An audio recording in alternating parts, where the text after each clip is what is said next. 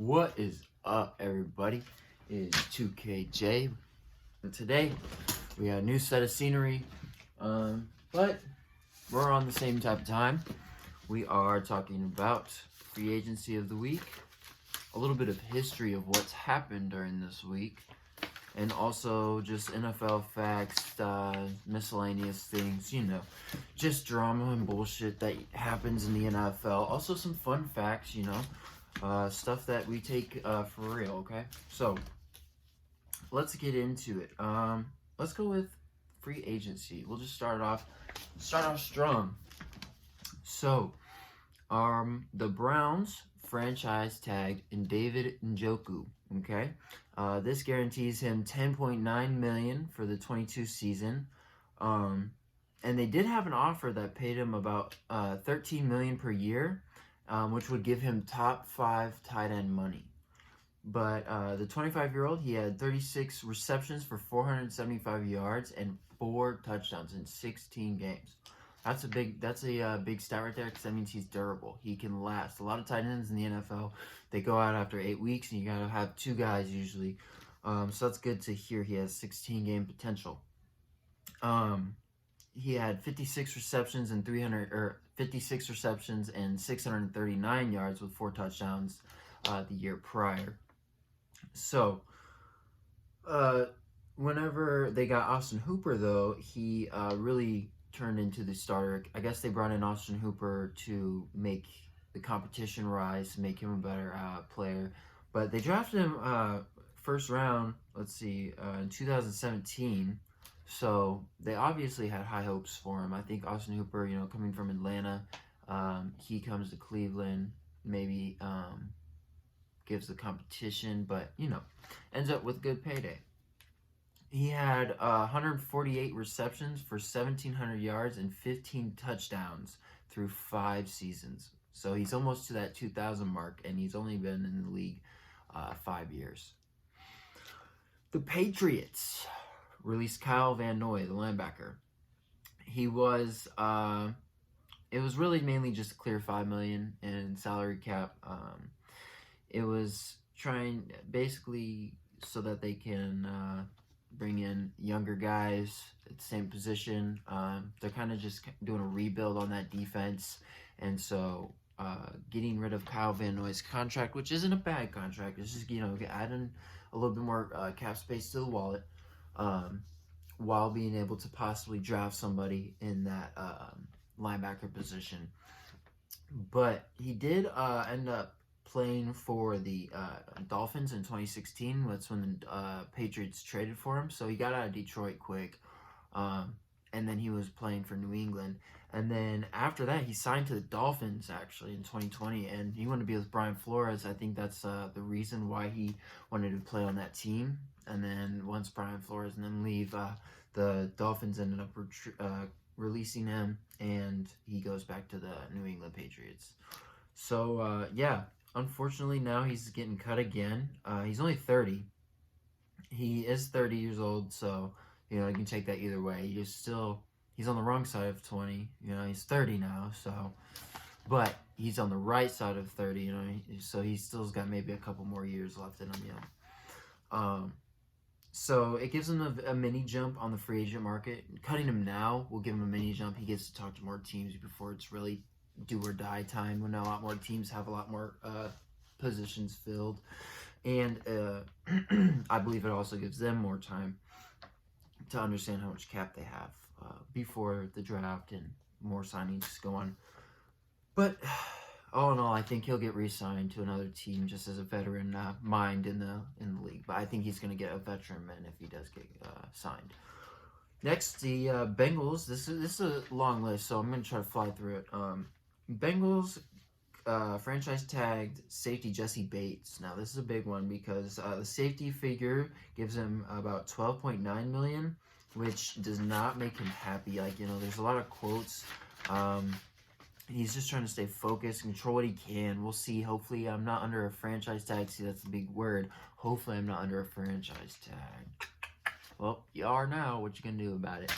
Unfortunately, it does cut him a little bit of money because he is worth more than the franchise tag permits. So what he's going to have to do is hopefully get a deal done before that franchise tag deadline. And if he doesn't, well, then he's done so. He's going to be playing for a pretty penny. So in the 2021 playoffs, he had 6 pass defenses and earned the highest pro focus grade at 88.1 among safeties. He's only 25. That's a great plus. He's probably coming off his rookie deal, I think. He's 25. He's young. That's my cat. He can play. He started in all but 2 games for the Bengals in 63 career regular season games. That's amazing. That's an amazing stat. Since 2018, Bates has compiled 408 tackles, 35 passes defended, 2 forced fumbles, and 10 picks. And that's in his career, and his career's only been 4 years long. So think about that. His picks could be up, but he's a safety. I mean, he's getting a lot of tackles. And still getting a lot of those passes defended too. Let's go on to the Cowboys. They franchise tagged their tight end Dalton Schultz. I don't know much about Dalton Schultz. I know that they are basically just doing this because they can.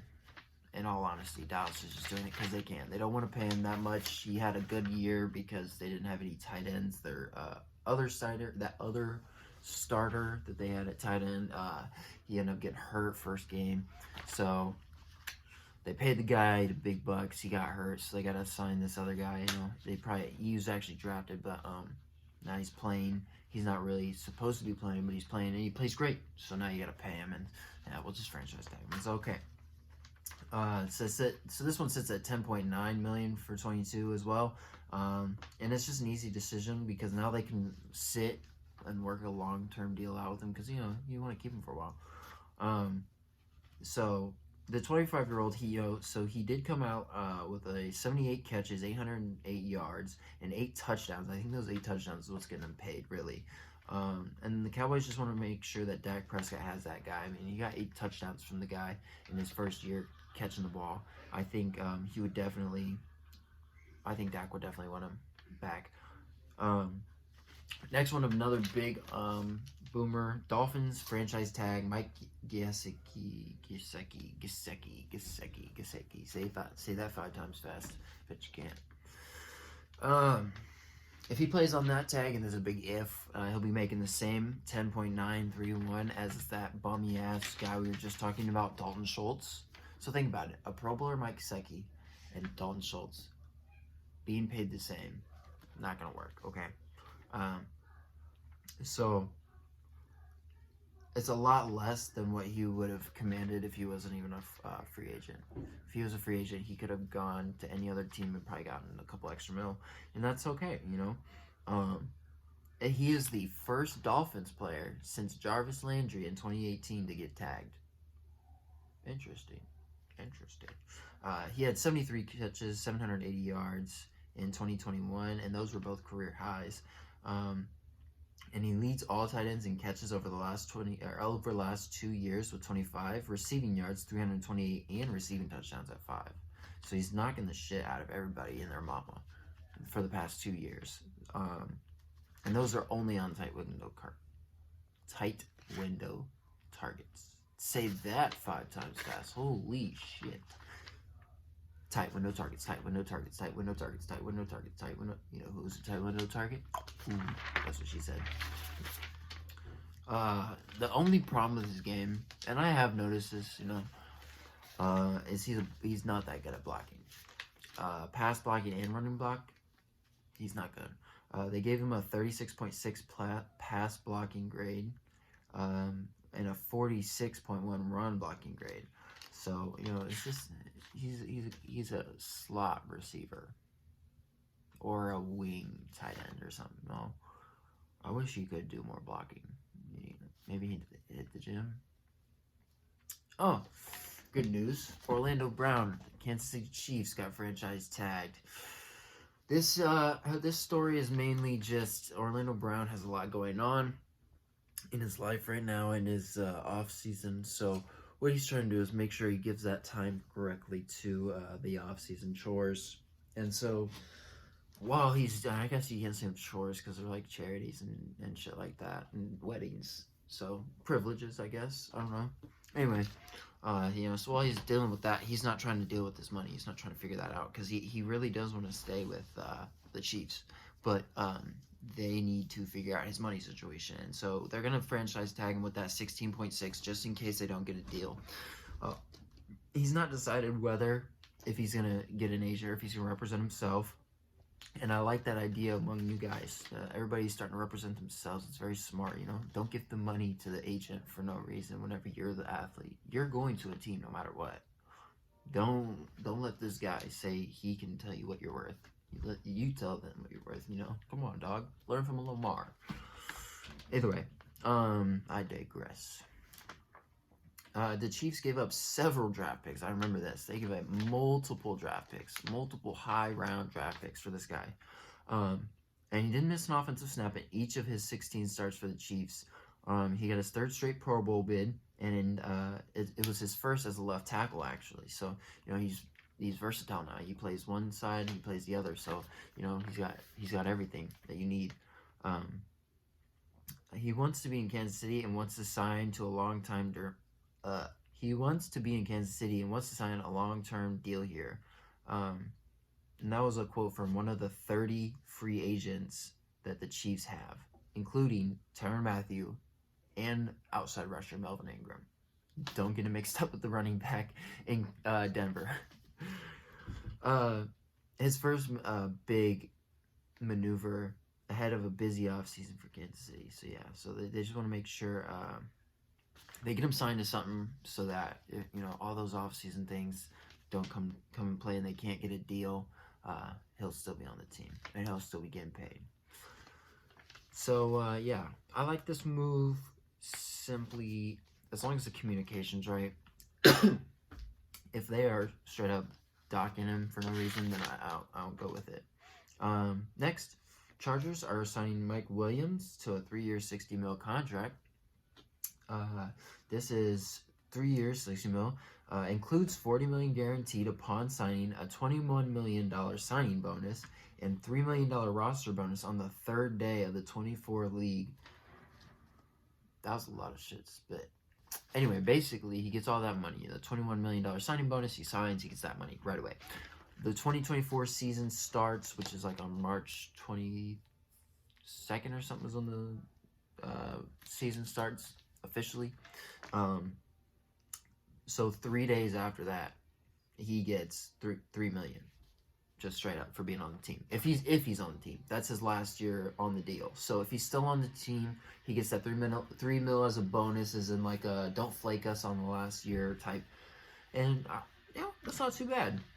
Mike Williams was a stud in Clemson, and I liked watching him beat up on Alabama. Unfortunately, Deshaun Watson fucked this up. Yeah, so if he gets this deal, then he gets not only his money, but he stays with Justin Herbert as that big factor, because he had a career high with 76 catches, 1,100 yards, and 9 touchdowns. He led the team in touchdowns, yards, and yards per catch. One of the best deep threats in the NFL. The Chargers ranked in the top 5 in total offense, 390 yards per game. Passing offense, 282 yards per game. Passing yards per game, 282 passing yards per game. And 27 points scored per game. Now, do you think Mike Evans is like, if we had to compare and contrast with an NBA player, I would say he's probably... Shoot, I couldn't even tell you. I just know that if you throw a deep ball to him, he's going to be able to go up and get it. It's very simple. It's that easy. Okay.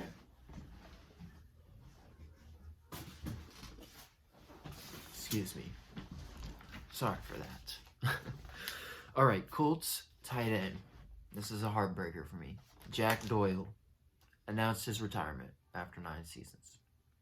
He was playing, and he had a quote saying, "Growing up in Indianapolis in the late 90s, thousands, it was impossible to not be a diehard Colts fan. And at this time, my body is telling me that it is a sacrifice I can no longer make. I feel you. He caught 295 passes for 2,700 yards and 24 touchdowns. You know, I'll give him a golf clap. You know, 2,700 yards. That's pretty good. Okay. 24 touchdowns. You know, these are career stats. These aren't just a season. All with the Colts. Also, all with the Colts. 9 years straight with the Colts. They signed him in 2013 as an undrafted free agent whenever he had been waived by the Titans. Once he got his spot, he never looked back, and he was appearing in 15 games as a rookie and became a full-time starter by his 4th season. Doyle would catch as many as 80 passes in a season, 2017. Earned 2 Pro Bowl nods, as well as his 72.5 catch percentage since 2013. It ranked 2nd in the NFL among active tight ends, with at least 200 receptions per the team's release on his retirement. Unfortunate. Wow. Yeah. I would say rest in peace, but he's probably just chilling on a beach or something. Rest in peace to your career. The Colts will never be the same. Andrew Luck, they lost their like 2nd gen Peyton Manning and Dallas Clark and Marvin Harrison with fucking Reggie Wayne, or not Reggie Wayne, with T.Y. Hilton. Y'all had the 2nd generation. You throw it away. You might as well be the AFC Packers. I said it. You are the AFC Packers, Indy. You have ruined football for the AFC Conference. You took a grown man's career and you pissed it down the drain. And then to disrespect him the year after, you get him the lineman. Shame. For shame. For shame. On to the Jaguars. They tagged the offensive tackle Cam Robinson for a 2nd consecutive year. Damn, that sucks. I mean, you have guaranteed money, so hey, I ain't capping or I ain't knocking you, but you know, it's his 3rd head coach in his 3rd year. He'll be playing under the 2nd franchise tag he'll play for the 2nd franchise tag in a row, which earns him $13.75 million in 2021 and is due a $16.62 million in the 22 season. So, he's due at least 120% more than his previous salary. But the 22 tag for the offensive lineman also exceeds that at 16.667. His grade honestly was only a 67.4, so it wasn't that good. It was just, for his team, it was the best, and for his career, it was the best. So you're on an incline. Let's keep it up. Bring the team morale up, buddy. But yeah, he's only 26. He started all 61 games that he's played, and since he's been in Jacksonville. And he was only selected in the 2nd round, so there's not much that they asked of him. You know, 2nd rounders, they aren't asked as much of a 1st rounder, but I still think the bar is set. But yeah, I think overall, you know, a 2nd rounder, 67.4 grade, I think that's all right. You know, he's got work to do, and he's got room to improve. But you know, he's doing fine. He's doing just fine. I wish they wouldn't franchise tag him twice in a row. But this is the big theory, okay? Hear me out. The Jaguars have the 1st overall pick. Are they going to take the offensive lineman from Alabama, or are they going to take somebody else? Because Evan Neal from Alabama is so far the projected number 1 overall pick. And if they have Robinson getting the tag, are they going to need a lineman, or are they trusting Cam Robinson? Or are they putting Cam Robinson at keeping him at left and having Evan Neal go back to right where he used to play with Alabama? You never know. Think about it, folks. Think about it, big folks. Anyways, the Buccaneers will use their franchise tag on Chris Godwin for the 2nd season in a row as well. And I kind of like this one because simply it's just... Alright, so the Buccaneers use their franchise tag on Chris Godwin for the 2nd season in a row. They announced that they're going to use this This will give him about 19.18 million in the upcoming season, but that's only if they can't work an extension out. And the deadline for that is July 15th. That's a big number. That's going to be coming around every single person that needs an extension, so just remember that number or date. By NFL rules, second straight tag is also going to be 120%, so he's only going to be, his salary was 15.98, so now that's why he's making 19.18. Right now, the former Pro Bowler and Super Bowl champ is right now fixing his ACL from, I believe it was the Saints that cracked him like that. I couldn't remember. I wasn't watching the game, but there was a team that was going hard on the fucking knees. And of course, his ass was on a crosser and got his ass beep, beep, like knee inverted. Goodbye. See you later. Long story short, he's still taking care of that. So even though he's hurt, I'm glad they're still paying him because, you know, motherfuckers need paid. The next one, this one hurts a little bit. I'm not gonna lie. There was some breaking news that just happened. I need to talk about it. The Packers placed the tag on Davante Adams. And I thought this was a great idea. Okay, I thought this was A1. We're gonna tag him. He's gonna play for us. He can leave next year. I don't care. We'll worry about next year. They were giving him $20 million, you know, but we'd be over the cap. This news came in like an hour ago. Basically, Davante Adams is not playing on the tag. We either get him his money or we get the fuck out. Le'Veon Bell style. It's cool though. I got a plan. So, in all honesty, over the past 4 seasons, he's led all the NFL wideouts in receptions at 432, all the NFL wideouts receiving yards at 5,300, and all the wideouts receiving touchdowns in 47. Can't do that in a big city, can you? He got at least 8 passes in all 5 of the Packers playoff games since 2019. Yeah. 19, 20, 21, 22. In 4 years, we've had 5 games. Fuck with me. Fuck me for real. Especially, he got 9 receptions and all 3 of our defeats. So even when we lose, he's still getting fed a lot. His career high 1,500 receiving yards in 2021 was 1,040 more than the next teammate. So let me repeat that. His career high at 1,553 receiving yards in 2021 was 1,040 yards more than the next teammate. And a lot of the guys are leaving. A lot of the guys are packing up and moving on to bigger ventures, and it's kind of heartbreaking. It's really heartbreaking, actually. But, oh well, you know, can only do so much. Guess we're going to lose Davante Adams and all the other receivers. Ooh, and Rodgers. So this one was kind of interesting because I didn't know about this. Josh Gordon signed with the Chiefs. Re-signed. I knew he was on the Chiefs, and I knew that they would practice squad him because he didn't do much, but apparently they signed him not even to a vet min. He's 30. Let's get that right. He's 30. He's reinstated by the NFL. He was a former Pro Bowler with the Cleveland Browns. You know, we all know that. Suspended 6 times.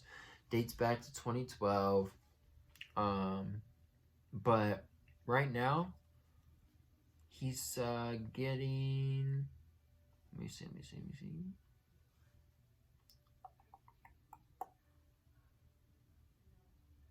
Ha!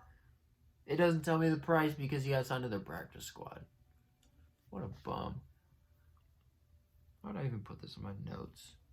I mean, because I guess because he played 12 games in 2021 and he had 7 starts, but out of those 7 starts, he only got 5 catches with 14 targets for 32 yards on a team that passes 98% of the time. So during the playoffs, they waived him. They put him on the practice squad, and honestly, if he doesn't do shit, they got Tyreek Hill.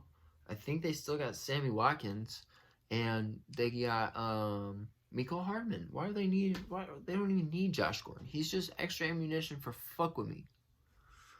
So yeah, I see him getting a vet min if he gets on the active roster, and I see a practice squad deal worth like $500K. But Harold Landry, the outside linebacker in Tennessee, signs an $87 million extension for 5 years. With $52 million of it guaranteed, he will receive $20 million in the first season of his new deal. More than $2 million will be what? Oh, okay. Sorry, I'm just reading my notes real quick. More than $18.7 million he would have received had the Titans applied the franchise tag prior to Tuesday at 4 p.m. So basically, if they would have just placed it a little bit earlier, he would have gotten a little bit more money. That's kind of bogus, but who cares? He's getting an extension, so he's coming off the best season of his career at 25 years old. And they said in the beginning they would not be tagging him as long as they were still hoping to sign him to a new deal, a long-term deal as well.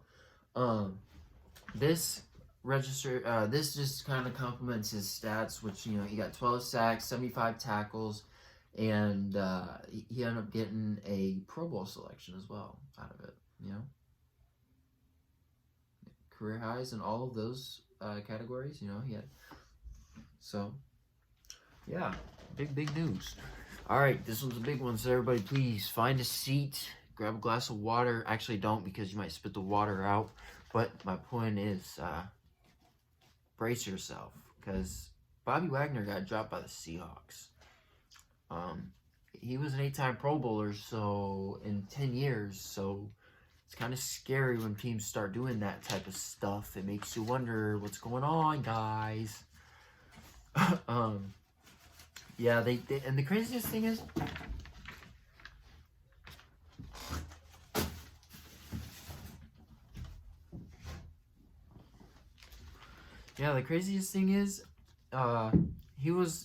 they didn't even let him know. They didn't even let him know, simply that.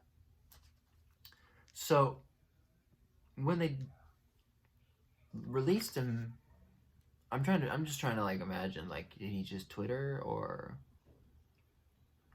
I guess that would be my first, just Twitter is oh damn, and then I'd probably text somebody who's on the team to verify, and then they'd have to give me the spiel oh shoot, sorry, forgot to tell you, because you're only a 10-time or 8-time Pro Bowler and 4-time All-Pro. We didn't mean to, guy. Sorry. You gotta let the man know. Let the man know. Let the man know. And it actually came right after the Russ trade to Denver, which we'll get into. But yeah, he's been the NFL, or not the NFL, the Seahawks kind of face of the team, on at least on defense. He's been there when everybody else is gone. Him and Russ were the last 2 people on that Super Bowl winning team. So yeah. It's unfortunate as fuck, but hopefully he will get signed. He did tally more than 100 tackles in each and every season with the Seahawks. Every single season, you got 100 tackles out of him. How would you want to give that up? Money.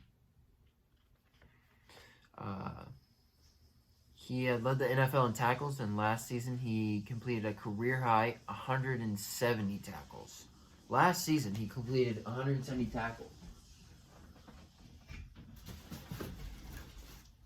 So how the hell is he going to have 170 tackles and you want to cut him? That's just ridiculous to me. But here's why.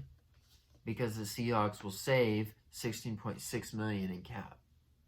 Now think about it. The Packers are one of the deepest teams in cap right now, and they're 20 million in cap. If the Seahawks had to get rid of Bobby Wagner, it saves them 16.6. That's a lot of cap. Stop the cap. I'm just kidding.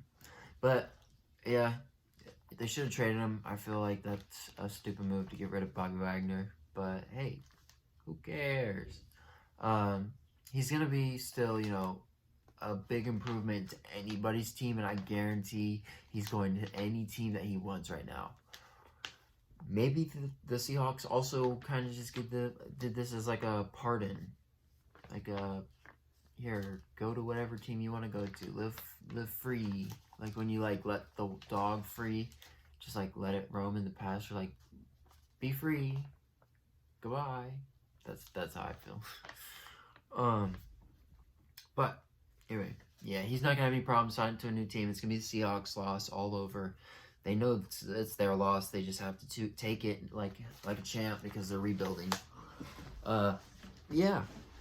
The next Seahawk off our list is Russell Wilson.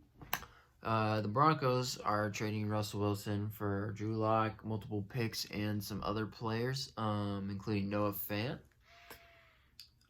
The whole deal is actually a 4th-round pick to Denver, 2 first-rounders, 2 second-rounders, a 5th-rounder, a quarterback, and Shelby Harris, the defensive tackle, and like we said, Noah Fant.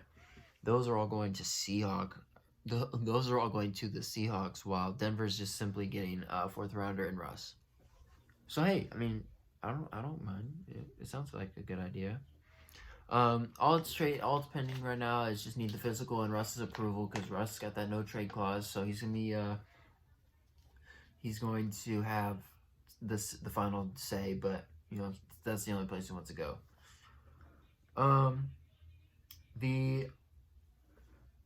The only other place, the league does start March 16th. I don't know if I said the wrong date in the video earlier, but March 16th is the beginning of the new year for football. So what that means is basically all of the deals that happen go in place, and anything you do further is for the next year. So the other teams looking forward to talking about Russell Wilson, getting him, was the Washington Commanders, but they made an offer, maybe even better per the NFL, than the Broncos, but the Russell said no. He doesn't want to play in Washington. He wants to play in Denver. Duh. A quote from the owner: "It's a place he likes." Kind of stupid, but I thought I'd throw it in there. Have the roster is essentially stacked as a receiver, lineman, running back, all that stuff, defense. Really, they were just looking for that quarterback since Peyton Manning retired in 2015, and they've just been going from signal caller to signal caller ever since. So having Russ is going to solidify that position, and then they're going to be able to open up the playbook even more. Now they're going to be able to use Russ instead of just making a basic playbook for a quarterback to memorize. You can use stuff that Russ knows, and Russ can grow chemistry with these young receivers, and they've been building a team without buying a quarterback, and it's freaking smart. The longer these teams wait without waiting too long is that's the name of the game, really, at this point, is what I'm getting out of it. They got guys like Jared Jeudy, Cortland Sutton, Tim Patrick, KJ Hamler, tight end Albert OKW. I'm not going to say that last name because it's a little bit extra. And they got Javonte Williams, which, he's a baller. I'm not going to lie.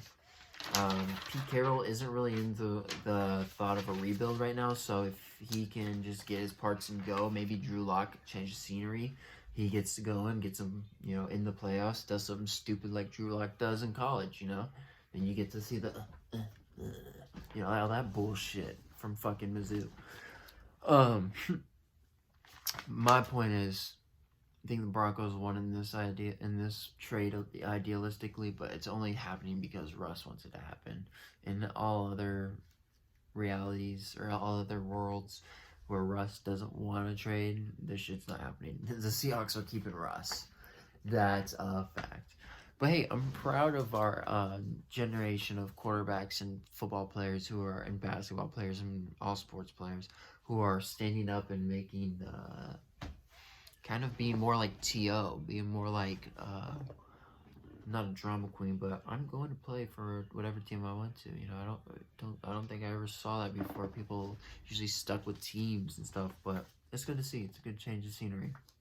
Now think about this. This is what the AFC West is gonna look like. You got Patrick Mahomes, Russ, Justin Herbert, and Derek Carr, possibly Deshaun Watson if something kinky goes on in Oakland or in Vegas. That's gonna be a sick AFC West. We're about to see a full-on bloodbath for the top, not only the top AFC spot, the top AFC West spot. Because only two teams from the AFC West could make it in the playoffs. Like, right? Oh no, I guess you could have three if you had two wild card and a division leader, but that can honestly happen. That could honestly happen. And the fourth one only lose by a game, only not make the playoffs by a game. That's gonna be an unfortunate AFC. That's gonna be ran. Anyways, I digress. The Steelers Pro Bowler offensive tackle Alejandro Villanueva retires after 7 seasons in the NFL. This was the lineman famously known in the Steelers to go out. I think it was the Bears game. There was a lot of controversy during the Kaepernick era. Are they going to play the national anthem? Are they not? The Bears ended up saying no. Everybody just go to the locker room. We'll play it for the fans. And Villanueva, a retired military veteran, came out of the tunnel and paid his respects. Ended up getting his ass chewed out by Mike Tomlin, but hey, everybody gets their ass chewed out. That happens. Anyway, he signed with the Ravens, and he ended up retiring. His time is up. He's ready to live a life without playing football.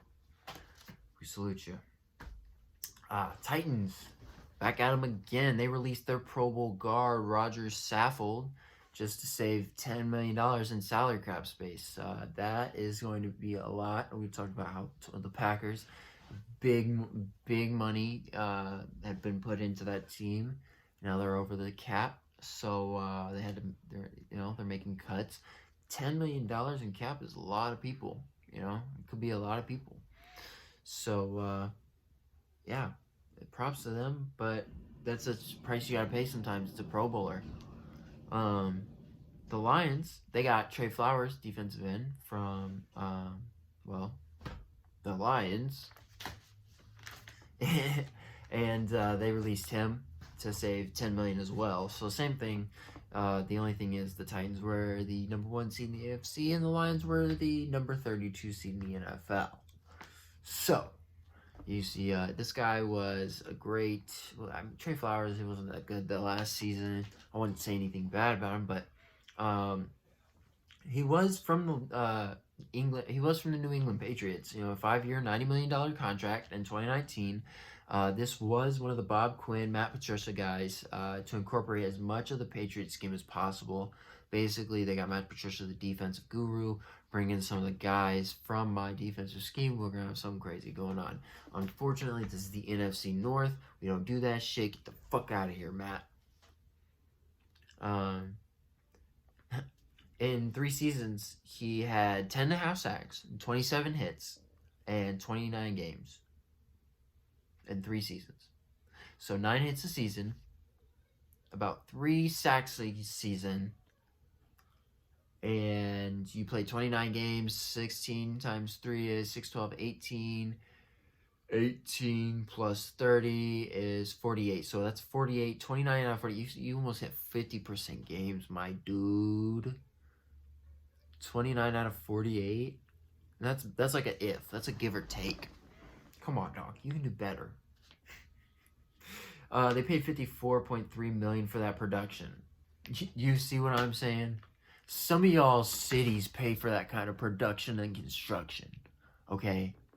That is some bullshit. That's like when they say, we're going to put up a bridge, and then they put up a fucking ramp.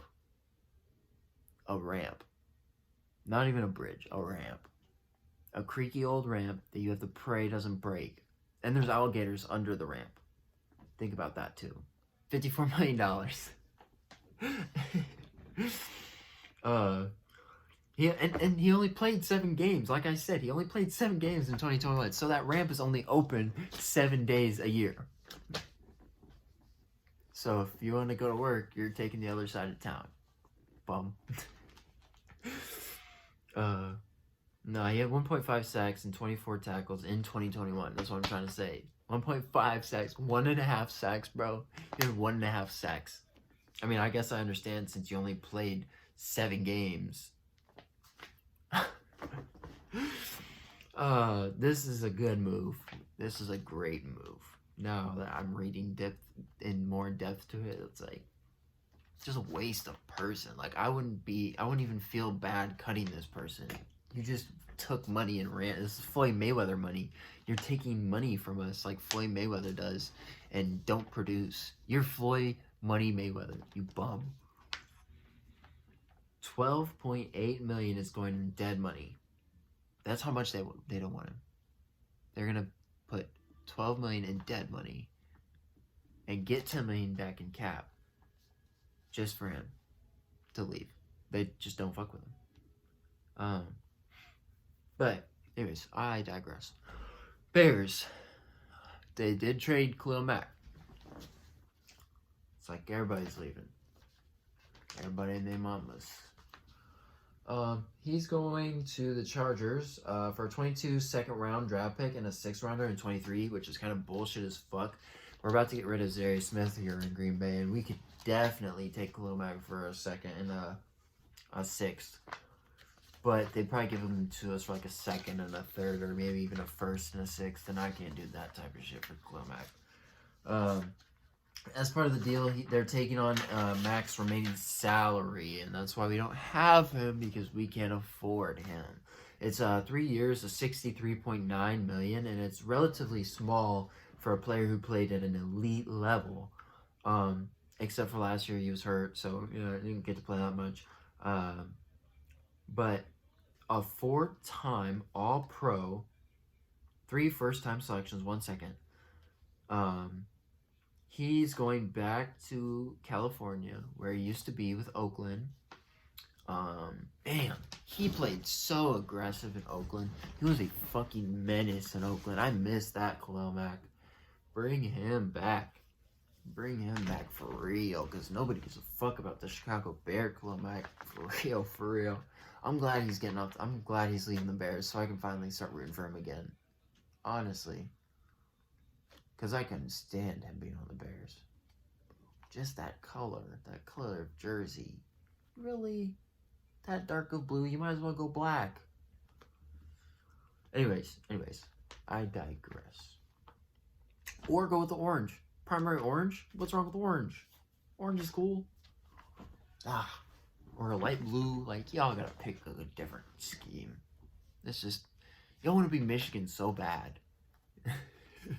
Y'all want to be Michigan so bad. Because Detroit's not a football team. Anyways. So, basically, he goes to LA. He's gonna go back, he pairs up with Joey Bosa. Joey Bosa on one side, Khalil Mack on the other. I've watched this video the other day of Joey Bosa getting triple teamed, but whenever he's the one time they don't triple team him, he finally got a sack. So the LA defense on top of the LA offense. The Chargers are really pushing for a Super Bowl run. I have them. If I had a mock, I'd put them in my Super Bowl. They're scary. They're a scary team. Them and the Bills probably. It's just.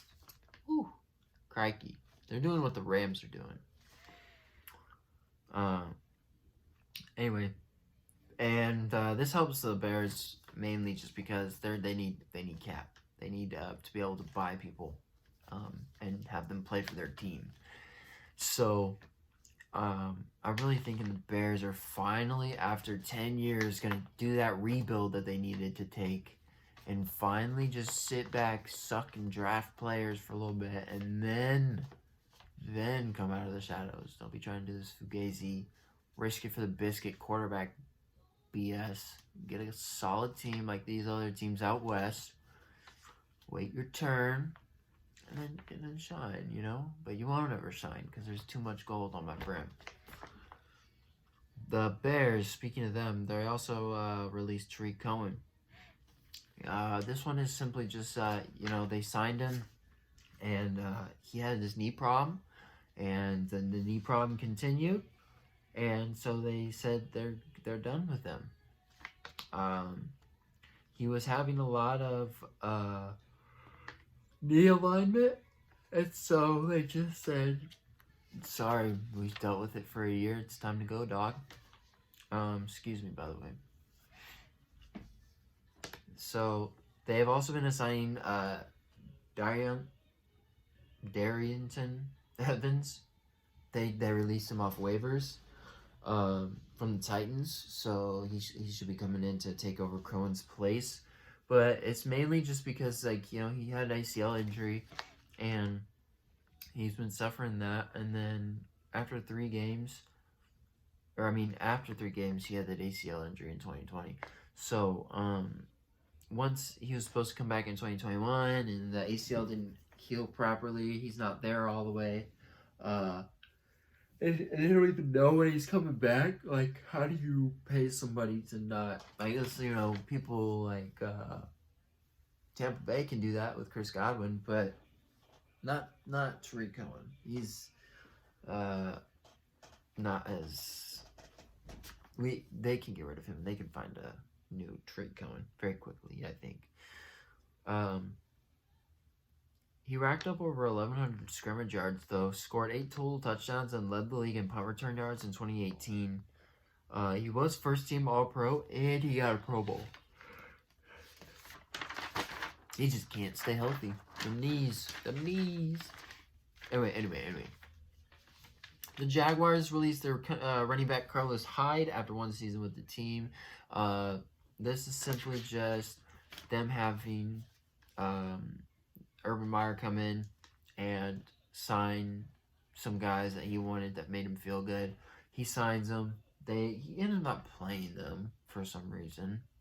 And, this is the same guy that he ended up not playing. He didn't play Carlos Hyde. He was benching him for no reason, being weird and shit. Right?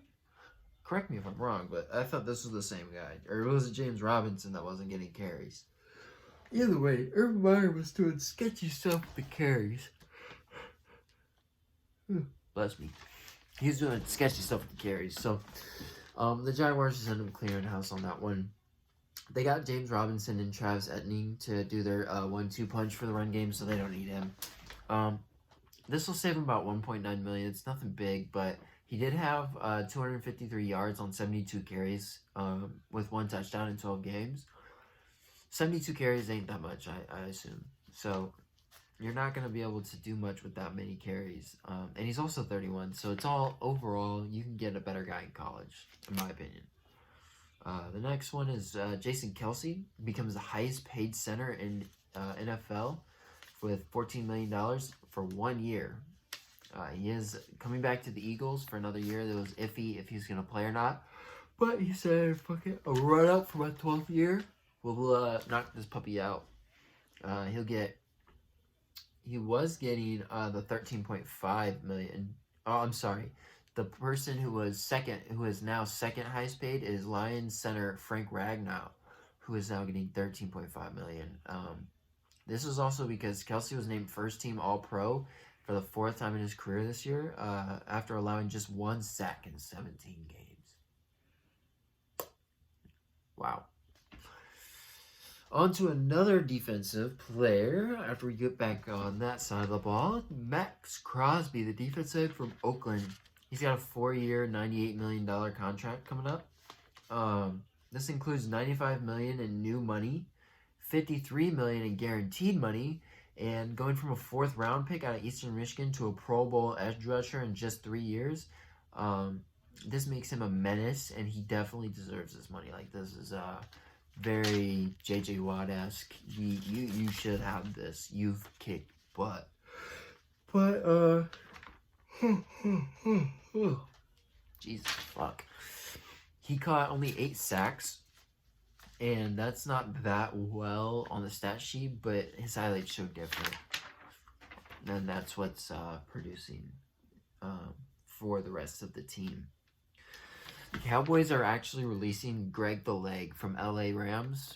Yeah, well, after he lost that Super Bowl with the Rams, he ended up leaving, going to Dallas, and they ended up cutting him. And it's just, you know, they can find a new kicker. Any kicker is going to work, basically, and he's just costing a little bit too much. They're really trying to scrape the barrel when it comes to cap space. They're trying to get rid of Amari Cooper because of his deal. So if they can get rid of him and then sign, they can sign CeeDee Lamb in the future to a deal. That's probably what they wanted to do instead of doing an Amari Cooper deal. So they also waived Blake Jarwin, which is to the tight end we were talking about earlier. He just can't stay off injury reserve. So they cut him. Simple as that. They cut him. Not enough money. They're also trying to scrape as much cap space as possible. Holy shit. So he did convert 82% of his field goal attempts and 89% of his extra point attempts. But it is going to be a $2.8 million cap. So it is kind of, I mean, that's scraping. That's scraping all right. If they did sign him, they'd have to sign him to a 2.4 at least. So it's all right, in my opinion. Yeah, he'll get all right. This guy, the Blake Jarwin, he had that torn ACL that we were talking about earlier in the video, and so why pay a guy whenever we were paying you and you didn't show up to play, and now somebody who's we're paying less is playing better and playing. You're not even playing. So they're gonna say goodbye to him. He missed the remainder of the 2020 season with that torn ACL. In the 2020 campaign, he was just a backup, you know, to that guy we were talking about before, and then he ended up on injured reserve in November. So if he's going to cost them about 5.8 mil, and right now that's not a lot, but to the Cowboys that can end up being a lot in the long run, because man, they're fucking, it's brutal. They're deep into it. The Browns agreed to trade Amari Cooper to Jarvis. The Browns agreed to trade Amari Cooper to the. I cannot read.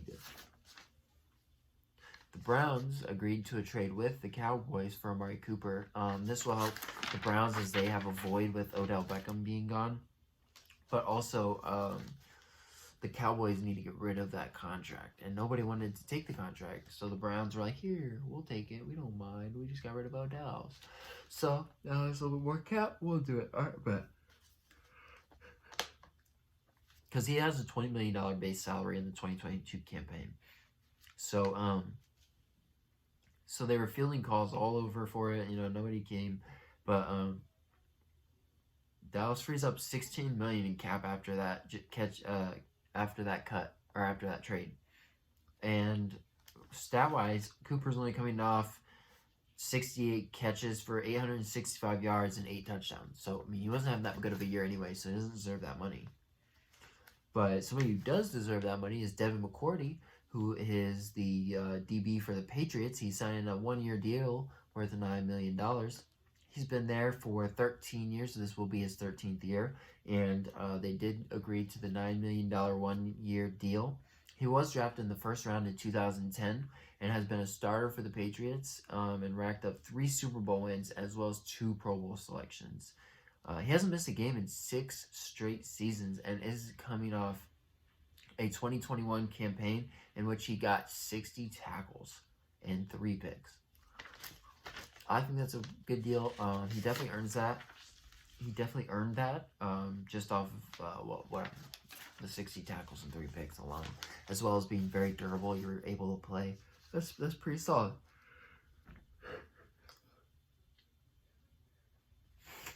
I'm just so tired. Holy fuck. Cardinals tight end Zach Ertz. He is getting a 3-year, $31 million deal. This is basically, he was kind of on his prove it with the Eagles trading him to the Cardinals, and he went crazy with only 11 games in. He had 56 catches for 574 yards and 3 tutties, and he was already the first Cardinal tight end with 500 plus receiving yards since 2003, and his 56 catches tied a tight end record, a franchise tight end record. So since he's doing all that, they're like, hell yeah, we're gonna give you $3 million or $31 million for 3 years. So that's only $10 million a year, but still, that's amazing. Props to him, he deserves it. The next topic we got, or the next person, we got Michael Gallup with the Cowboys for $62 million. Gallup has a 5-year, like I said, $62 million. After the Cowboys agreed to that trade, with Amari Cooper, and then he's going to basically be the second-hand man to CeeDee Lamb. It looks like. He's going to be number 13 among receivers for total value and tied for 22nd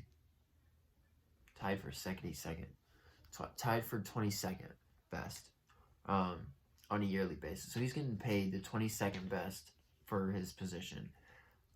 He's only one of 2 Cowboys in franchise history to hit 65 plus catches plus 1,000 yards and 5 touchdowns in a single season at 23 or younger. That's pretty impressive as well, so if he can do all that, that's also maybe a reason why they're giving him this extension. But he did have only 35 catches and 445 yards and 2 touchdowns last year because his season was killed by an ACL.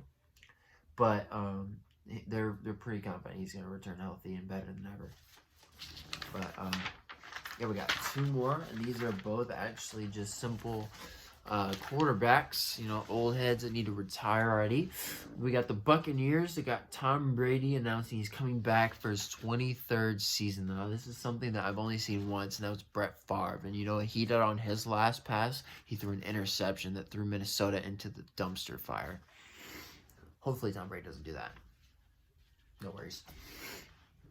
He's going to be playing his 23rd career season, and he's going to do it in Tampa, he said. His retirement ended up only being 40 days. It was never official, to be honest, as it never came across the league transaction wire, which is fair. It never was a new year, so the transaction wire never completed. So the Buccaneers honestly did that on purpose, saying, yeah, right, we'll wait until the last moment we have, and then he'll retire.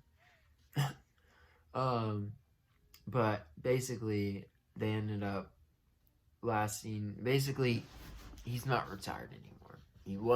He metaphorically was, but the NFL didn't even count it as retired.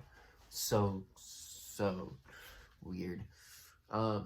Arians later said in a statement, as Tom said, his place right now is on the football field. He is still playing at championship level and was as productive as anyone in the league last season. We are ecstatic that he decided to continue playing and working toward winning another championship. Well, I can't agree to most of that, but not the first part. He didn't play at the same level as Aaron Rodgers, or else he would have been MVP. Just saying. He remains under contract with the Buccaneers, so there's nothing that he can really do with his contract. It's just mainly, I'm back. But it does mean good things for free agents on the team, such as Gronk and Leonard Fournette, because those guys want to come back now instead of leave. They're probably going to leave. Now they don't, Last year he had 5,300 yards passing and 43 touchdowns passes, which both were Bucs franchise records as well as NFL yearly records. So for that year, he had the most yards and touchdown passes. And lastly, we got Kirk Cousins signing a 1-year, $35 million extension with the Vikings. This is going through 2023. This is just a guaranteed extension that puts him under the contract through 2023. Cousins will get a raise to $40 million in 2022, with $55 million being payable by next March and a no trade clause being implemented. This also allows Minnesota to save almost $14 million against the salary cap, as well as the Vikings receiving trade interest for Cousins. The head coach declined. So they were asking around. Other teams were asking around for Kirk Cousins, and Kevin O'Connell, the new head coach, has been clear about wanting to work with the veteran passer. A 3-time Pro Bowler with 2 of those selections earned during his 4 seasons in Minnesota. Cousins is off a season which he threw for 4,200 yards, 33 touchdowns, and just 7 picks, which is very impressive. Vikings fans should be very proud of that. It's a very good stat line. Between 2 franchise tags during his time in Washington and 3 deals in Minnesota, Cousins has securely guaranteed contracts for 8 straight seasons. And if the Cousins-O'Connell combo leads to a Big 21 season, Cousins might be back working on another new deal around the same time next year. Basically meaning, if this is a prove-it deal, this is really what a franchise tag is about. It's a prove-it deal. If you can play to the level that we expect, we will pay you whatever you need. Some teams say that, but wow. Like, that wasn't boring enough. Let's read about some stuff that happened this week in the NFL, okay? March 7th. In 2016, Peyton Manning announced his retirement on March 7th. The 14-time Pro Bowl selection, a 7-time All-Pro, 5-time MVP, a 2-time Super Bowl champ, and he retired as the all-time leader in pass yards and pass touchdowns. Now, Brady owns those, but, March 7th, also notable birthdays is Franco Harris is 72, and Lynn Swann. 2 guys that played together. Franco Harris and Lynn Swann from the old 70s Steelers. Both 72. They're twins. Well, I'll be darned. March 8th, Calvin Johnson announced his retirement in 2016. As he said, I have made the difficult decision to retire from the Lions and pro football. I have played my last game of football in 2016. 2021 Pro Football Hall of Fame enshrinee, first ballot. He has set the NFL single-season record at 1,964 receiving yards in 2012. He is the only player in NFL history to reach 1,900 receiving yards in a single season. This also gives him the NFL's 2010s All-Decades team, while he was the 3-time first-team All-Pro. This as well on March 8th, Heisman National Champion Cam Newton impressed at the Auburn Pro Day of 2011. He was 125. There was 125 NFL officials, 5 head coaches, and at the end it was 5.5 hours long. So imagine watching 5.5 hours of straight somebody throwing a football. Imagine being the thrower. Newton stood on his combine numbers and only participated in position drills. Good for him. Position drills are only necessary. He was drafted first overall in the NFL by Carolina. 2015 AP NFL MVP, 2011 Rookie of the Year, 2015 First Team All-Pro, 3-time Pro Bowler, as well as 70 rushing yard touchdowns, the most of all time by a quarterback. Hall of Fame Steve Young is second with 43. 43 is second. 70 is first. Nobody's catching that. On March 8th, kicker Jason Alum, 52, and wide receiver Hines Ward, 46, were born on March 8th. So literally the day after, another Steelers receiver is born years later. Crazy. March 9th, J.J. Watt stood on his combine numbers as well and only participated in his position drills at Wisconsin Pro Day in 2011. He had 31 teams and had at least one representative present at the Pro Day for each team. Everybody but Cincinnati. And Houston drafted him 11th overall in 2011. Perfect. What a high pick. He was a 5-time All-Pro, 5-time Pro Bowl selection, an NFL 2010 All-Decades team. He was a 3-time AP NFL Defensive Player of the Year, as well as has 101 career sacks since, and the second most in the NFL since 2011. He signed a 2-year, $31 million deal with Arizona on March 1st of 2021. Notable birthdays for March 9th is Pittsburgh, again, running back, Najee Harris. Do you see a correlation? We have the 7th, Franco Harris and Lynn Swann. The 8th, Hines Ward. And the 9th, Najee Harris. All Pittsburgh athletes. I think they're all offensive players. Crikey.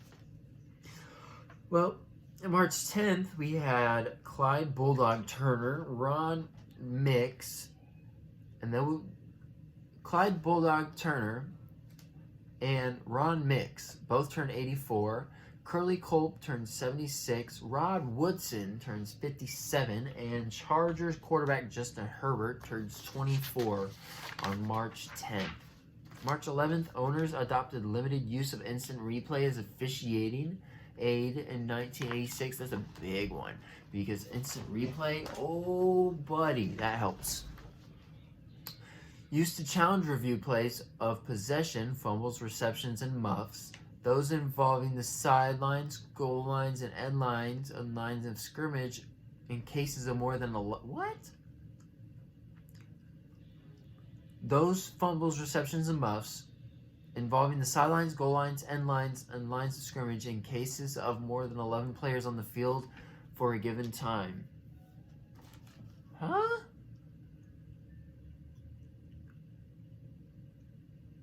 I think they're just enforcing penalties more. I'm sorry. QB Jalen Hurts and CeeDee Lamb headlined Oklahoma Pro Day. That was attended by personnel from 30 different teams in 2020.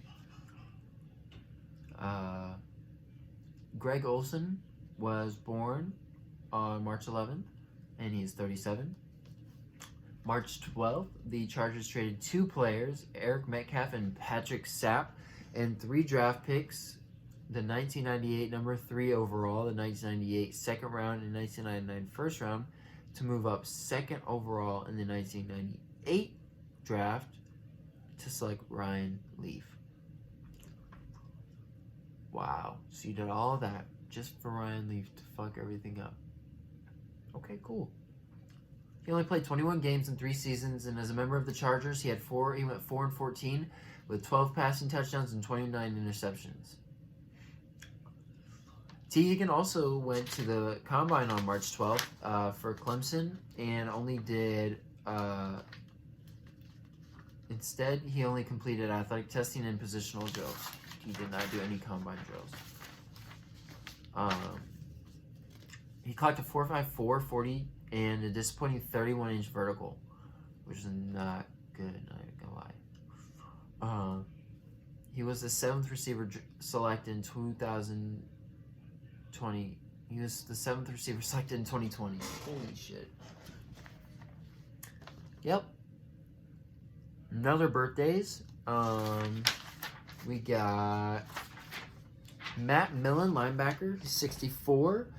The New England linebacker Dante Hightower is 32, and Mecole Hardman, the receiver from Kansas City, is 24. The Eagles signed free agent on the 13th of March. The Eagles signed Big Dig Nick in 2017. He led the Eagles to their only Super Bowl franchise history, becoming their starter in Week 15, following Carson Wentz's torn ACL, ego, playing ability, everything. Carson Wentz was the man, homie. Yeah, now he's a torn ACL. Like, damn, homie. The NFL owners voted to allow the transfer of the Chicago Cardinals to St. Louis in 1960 on March 13th. And in 28 seasons in St. Louis, the Cardinals went 186, 202, and 14 from 1960 to 1987. They were 18th in the NFL. Washington traded 4 picks, 3 firsts and a second to move up 4 spots for some. Oh no, this is the worst trade in history. 3 firsts and a second to move up 4 spots from 6th to 2nd in the 2012 NFL Draft to pick RG3. Damn, that's why they've been so bad. You give up 3 first rounders. He was the 2012 Offensive Rookie of the Year, but he was released after 3 seasons because he missed 10 games due to injuries in 2013 and 2014. But after opting not to participate in testing in the NFL Combine, Randy Moss turned heads at Marshall's Pro Day in 1998. And according to then Marshall head coach Bob Pruitt, Moss ran a hand-timed 4.24 in the wind in the 40-yard dash and leapt 47 inches in the vertical jump, which would be higher than any player since official combine date being tracked in 2003, which I highly agree that Randy Moss probably jumped that high. He's Moss. Of course he did. Why can't we just give it to him? Maybe the speed as well. But he fell to 21st overall in the draft, where he was drafted by the Vikings before embarking on his Hall of Fame career, 15,000 receiving yards, 4th most in NFL history, and 156 catches, as 2nd most in the NFL history. Damn. Did throw 70 passes in a session littered with NFL personnel. Though the Cardinals were one of the few teams not to have any coaches or scouts in attendance, they still took the QB first overall in the 2019 NFL Draft. 2019 AP Offensive Rookie of the Year in 2021. Oh shit, my bad. My bad, guys. I misread. Yeah, so then after, another thing, March 13th is a very special day. Because after not participating in the 2019 Combine, Oklahoma QB Kyler Murray also declined to compete in any of the testing drills at the school's pro day in 2019. But, you know, we all saw how that happened. He was the Cardinals quarterback. He ended up winning an OP of the Year and Rookie of the Year. Offensive Rookie of the Year, my bad. And he got a 2021 Pro Bowl selection. But right now, he's not doing too hot. Yeah. Notable birthdays, we got George McAfee on the 13th of March. So happy birthday to that Hall of Famer. Yeah. That's it, guys. I hope you liked this video. I know it was a fucking long one. I know. I'm sorry about the yawns. I'm sorry about the bullshit. We'll fix those. That's what consistency brings. But yeah, make sure to give this a like, give it a subscribe. Make sure you tune in next week. We'll be talking more about what's next in the free agency, what else keeps popping off. I know there's plenty of other things. Deshaun just got freed, free him. All that stuff. Yeah, so go ahead, just like, subscribe, do all that extra shit, and peace.